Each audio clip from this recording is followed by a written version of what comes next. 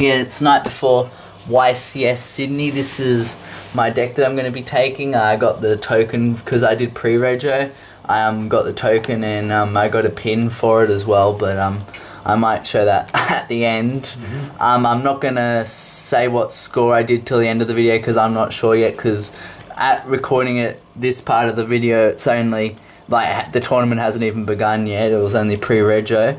So this is my ABC deck profile. To begin with, we've got the 2 maxis. So yeah, the 2 maxis for consistency, of course, and who isn't running maxi anymore. The Ghost Ogre and Snow Rabbits, just for a bit of destruction. Something that you definitely need in the deck no matter what variant you're playing is the 3A Assault Claw, the 3 B Buster Drake, and the 3 Crush Wyvern. If you're not running 3 of those, I'm not sure what ABC variant you're running.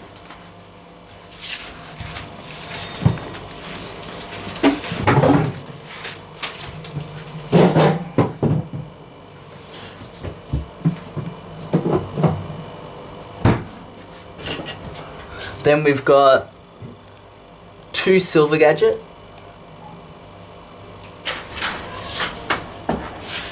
2 Gold Gadget, 2 sorry if I can't read this properly, but Dragonia the Emperor Empowered Warrior, 2 Quick Draw, because I can't afford Galaxy Soldier. I used to actually have one, but I traded it last year when it was dirt cheap, so it helps with Infinity plays and with something that you'll see later.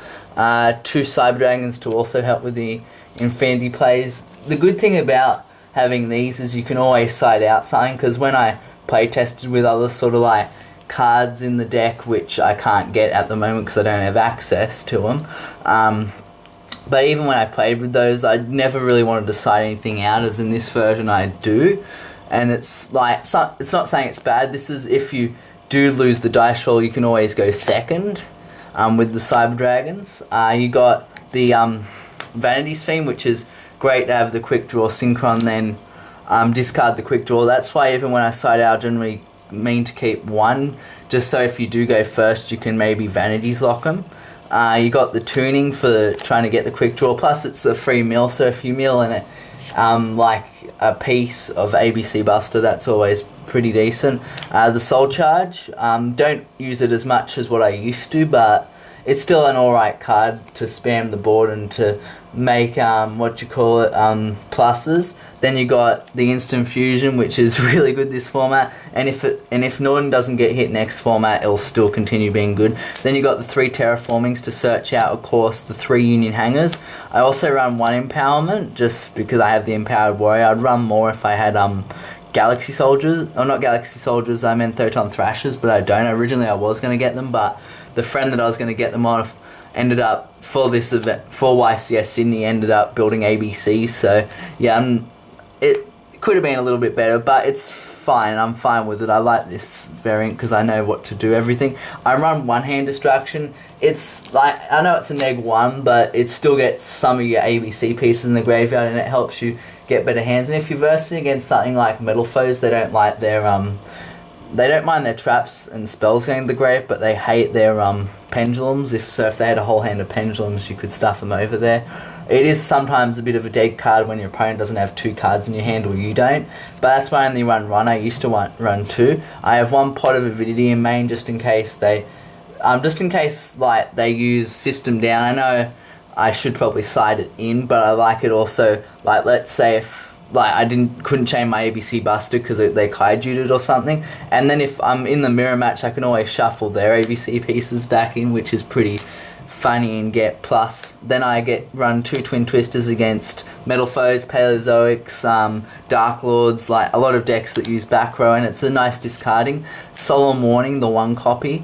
Then I run the 1 copy of Solemn Strike because I only have 1. If I had more, I would run more, and 1 Vanities because it's only at 1.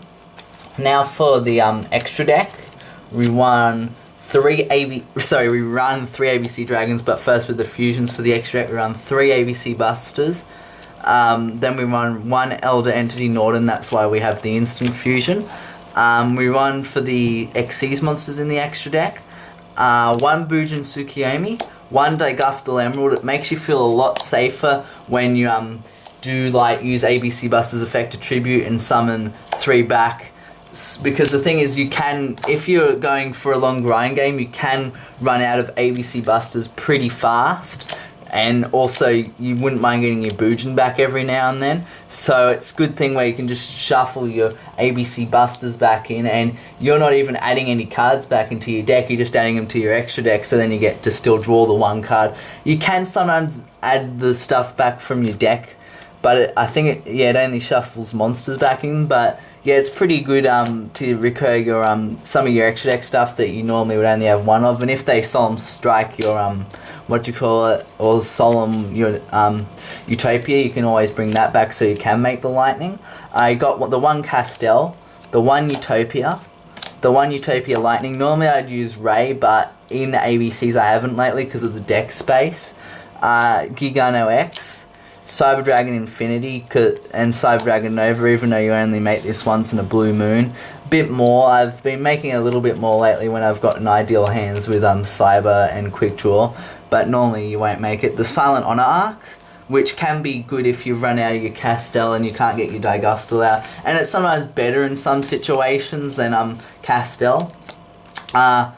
Abyss Dweller, which hasn't been as good as this format, because originally I thought the ABCs couldn't like banish to make Buster over this, but they still can, they just can't search. I know there's still stuff like Mermills and that sort of stuff that you might be versing, or still maybe a Burning Abyss player, but it isn't as good this format anymore. But it's still a nice card to side anyway, and 1 Bahamut Shark, you'll find out when we get to side. Originally I was going to put another card in here, but I had room in the extra deck, which I originally didn't, but I decided to take out the Cowboy because Cowboy is very situational. Now for the side, we've got the 1 DD Crow, because I only own 1, the 1 Effect Veiler, the extra Ghost Ogre and Snow Rabbits, and the Ghost Reaper and Winter Cherries. I only got this like last week off trade, and like it was pretty good that I got it. I traded a few things, but I think like I got a good deal on it. I'm not sure, I think it's 38 over here in Australia at the moment, so yeah, I got a pretty good deal for it. 2 Flying Seas against, like, it's good against some matchups like Paleozoics, Mirror Match, against quite a few decks, not as good against the Mirror Match, but Paleozoics, it does hurt them a fair bit. Hurts Burning Abyss if there's still any of those. It hurts Zodiac, but they're not out yet, so that's really not relevant for what I'm talking about, but it does hurt like Totally Heroes as well and that sort of stuff. The 2 Gamo Seals, because I don't own 3, I only have 2, but I have got sort of like a replacement for the other here, but it's really good just to tribute your opponent's ABC Buster. Spirit if I might run into Blue Eyes, which I don't think is going to be very likely, and also tribute stuff like that. Then we've got the Winged Dragon of Raw Sphere mode. It's really good against the Totally Awesome deck where you distribute 3 of their stuff. I know it's a normal summon, but that also gets past Vanities of Emptiness and Vanities Fiend, so yeah, it's sometimes better when you can't use a Kaiju at all. Then against the Mirror Match, we do have the System Down, which is a blowout card against the Mirror Match. Then you've got the Dark Hole, which is good against certain decks like Dark Lords, and a couple of other decks out there. The 3rd Twin Twisters, which is great. The 2nd Avidity, just in case you're going against the Mirror Match or any other deck that vanishes a lot. Or in game 2 to try to out your opponent's System Down. I only own 1 System Down, or then I'd be probably having 3 System Down inside. 1 Floodgate. 1 Floodgate Trap Hole, because it's good against like certain decks if they like spam heaps of stuff. Like this pretty much makes them useless except for Metal Foes, which this was originally supposed to be against because they can still fuse, but except that they still can't exceed or anything like that, so it's still a good card against them. Royal Decree, which was going to be, it's good for the Demise decks and the Barrier deck and a couple of other decks. I thought it would be better against Paleozoics, but I realised they can still they can't activate their effect, but they can still resolve their thing. and still summon their payloads, which I couldn't actually change the deck list because I only realised that a bit too late. But yeah, it's still an alright card against certain decks. Then we've got the YCS token that I've already shown. And I might show in another video in my pin, but yeah, this is MP Cards and Games signing out. This is MP Cards and Games at the next part. This is MP Cards and Games at the next part of the video for my deck ABC deck profile. Like, this is day one where the event's already gone through. We've gotten the playmat. I got my cards. I pulled. We got 4 packs as well. It was only $20, so normally these sell for about 110 to 300. So yeah, it's pretty good value in this playmat alone. Sorry if I just moved it a little bit. So yeah, I might be using this a little bit more often. I'm still keeping the wrapping. I'm not selling it, I just want to keep the wrapping on it to keep it in mint condition. But yeah, also the token I couldn't be bothered to get off my bag before because I wasn't sure if you need it for entry or anything. But yeah, I've gotten my YCS token, but I haven't got the special one with my photo on it yet, but I wouldn't show that on the camera anyway for personal safety. But yeah, so I didn't make it to day 2, but I was pretty sure I wasn't. I won 2 games out of 8 because I dropped out round 5 because like it was going till about, like, I was there until 6 from. Yeah.